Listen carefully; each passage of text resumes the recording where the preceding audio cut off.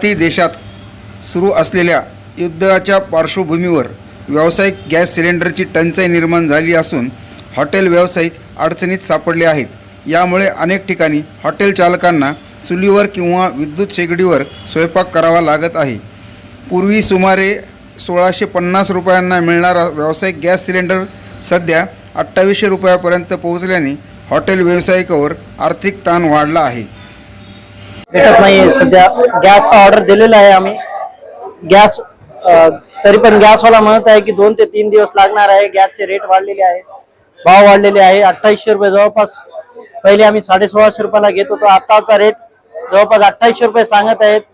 तरी ते द्यायला 2 ते 3 दिवस अजून उशीर लागत आहे. सध्या म्हणत आहे गाडी आली नाही.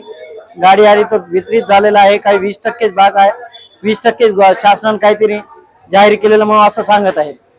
व्यावसायिक सिलेंडर फक्त 20% जाहीर केलेला आहे. गव्हर्नमेंटनं असं काही म्हणणं आहे.